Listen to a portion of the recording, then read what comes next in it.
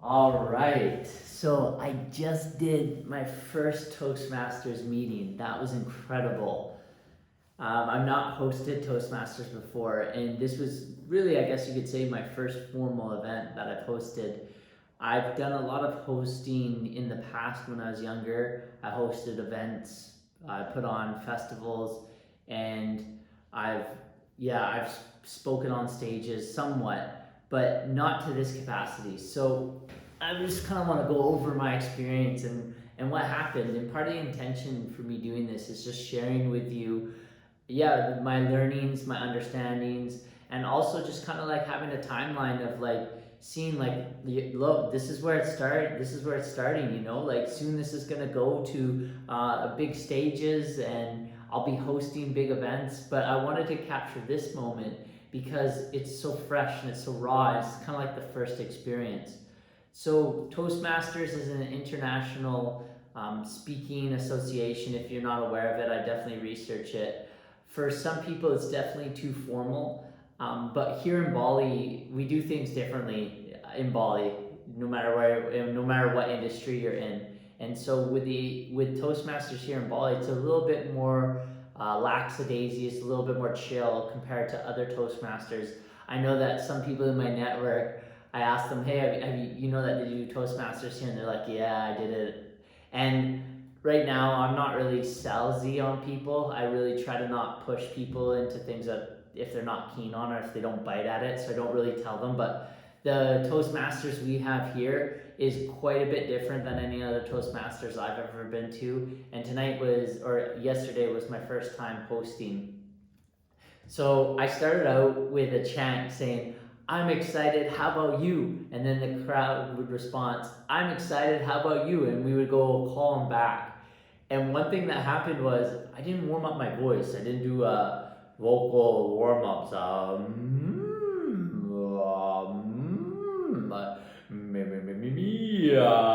didn't do any warm up voice activity. So what happened was I spoke right from here. But the interesting thing is I noticed that all the energy I used came into here. And for quite a long time, for the last, I could say, maybe 6 years, I've been blocked right here. I feel like my voice hasn't been heard, my truth hasn't been heard, or it has, and when it's heard, it's like, I feel that people really get a lot of benefit from it. I'm not saying this from an egoic standpoint, I'm saying it from a point that I guess as I'm developing myself, you gotta think I'm 7 years sober now. I've spent tons of I don't even know. I just did a calculation. I'm definitely over 3,000 plus hours in a sensory deprivation tank, years of psychedelics and all this stuff. So I've developed an awareness, but it's learning how to communicate it, and it's been blocked through here. But finally, I'm unlocking that, and my voice is starting to come out. But naturally, as I bring that charged energy, it blew right here. And the very beginning, rookie mistake, I blew my voice. And so I did the crowd cheer, got them all excited, which was super cool. Told a story, told a really like an emotional story. I'm starting to anticipate the feelings I want the crowd to feel before I go on stage. So I knew that like I wanted to bring them really high, and then I wanted to drop into like a very deep story that brought them a bit lower, and then relate it to the theme of the night. This is something that I haven't seen anyone do in our meetings previously, and it was something I wanted to test out.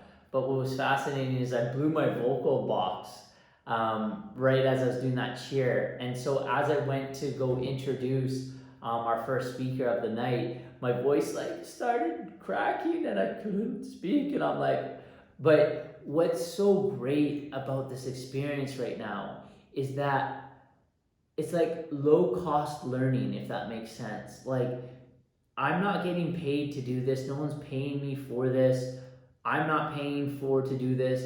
It's all based on volunteer work and developing my skills. So I'm in the field making these mistakes, but it's great because it's at no cost to my professionality, no cost to a budget or a company. It's just real world experience, but in a container that supports this transformation.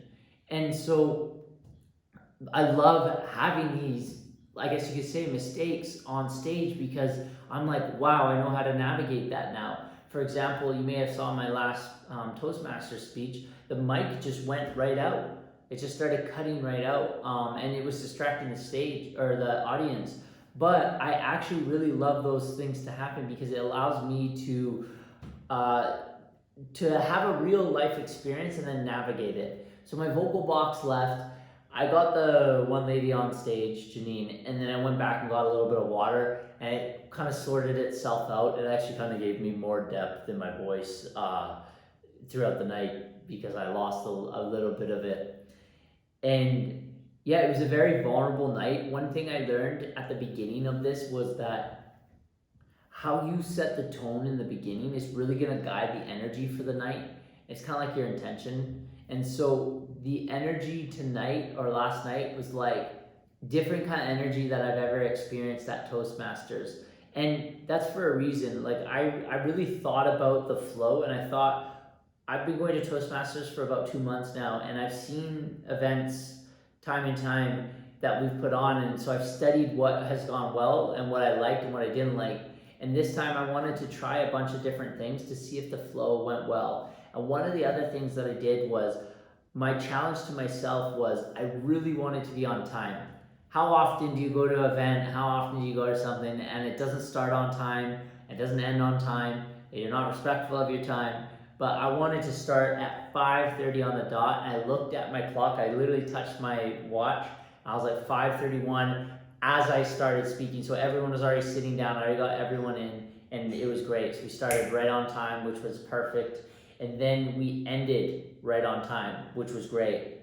And I watched the clock too, and it was 7:01 as well. So basically right on time. 5:30 start, 7 o'clock end, and a quick 7-minute break in between.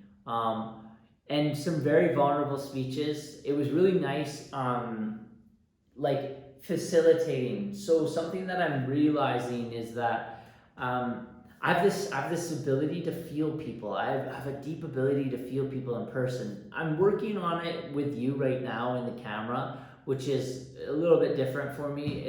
I think this is, out of all forms of communication right now, this is my weakest form of communication, which is why I'm practicing this skill, is actually speaking to you as if you're here right now, because you are here right now with me listening to this. And so I want to develop that connection with you. But speaking on camera is quite a bit different of a skill than it is speaking in front of a real life crowd where you can get real life reactions, or speaking in person, picking up on social cues. I can't pick up on your reactions. So often what I do is, when I speak to people, I'm reading so much off them. I'm reading their body language, I'm reading their facial reactions, their tonality, their breath cadence, all these different types of components to communication. And so I'm able to calibrate myself to the person. But with the camera, it's just a lens, but it's not. You're on the other side of this lens, and that's what I'm working on. So with the crowd, what I'm learning is, because I'm getting out of my head now, I can really feel what the crowd needs, what the crowd wants, the next steps, what we're lacking, where to take it. And that's been really cool. So it was really fun to like facilitate.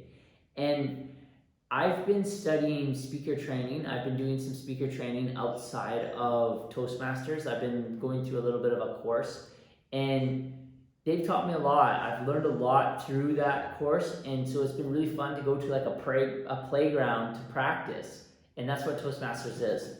And so something I did at the end of the night, and I thought this was a home run. I didn't come up with this. Someone taught me this, but what you do is you ask 2 questions at an end of an event. You ask, what did you like best about tonight? And what did you get out of tonight? And you ask those questions for 2 reasons. One is for them, so that you get them in, with the question, you get them in a positive framing mindset. And what that does is gets them thinking positively about the night. And then the second reason is because then when you get home, for example, me, the host, you've got all these comments that you can read. And they're positively framed, so they're positive comments. Not that you don't want feedback, and we definitely did. We did 10 minutes of feedback on how the event went for everyone. But now I come home and I read these. So I'll just read a couple to you. I thought that this was cool. It's like, yeah, it's just nice to get kind of feedback, you know? So someone said, I felt this meeting was way more dynamic than other ones. That was, what did they like best? And then what did you get out of it? New feedback, things to improve, and become more of a team player. Someone else said, what did you like best about tonight? That this was my first experience. I like the atmosphere, mood, community, and way of organization. And what did you get out? To be brave and speak. Someone else said the diversity of subjects and the depth of everyone who spoke. And what did they get out of it? Is growth and support, which was great. Someone else said the authentic, real life stories, inspiration, and the go a bit on stage with energy, the people, the presence, and they got out of it love and gratitude. And last one, we probably had about 20 people there. So what I like best about tonight is that everyone can have a chance to share their story, their own style of public speaking. Tonight is not only inspiring, but also I want to do something beyond this point. And what did they get out? The courage to speak their mind. So you can see I got quite a few responses. And it's just, I'll tell you what, come home after a night like that, I was buzzing.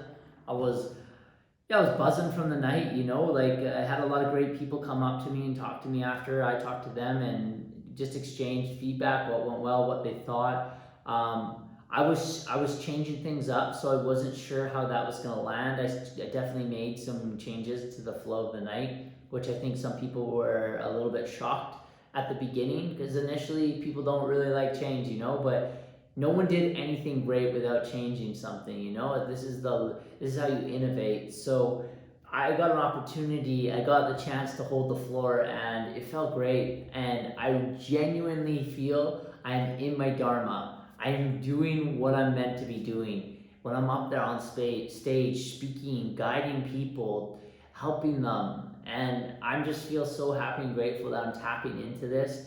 And this was, my first night with hosting a meeting like this, and there will definitely be more to come. So I'll catch you on the next one. This was my first hosted night in Bali Toastmasters. Peace!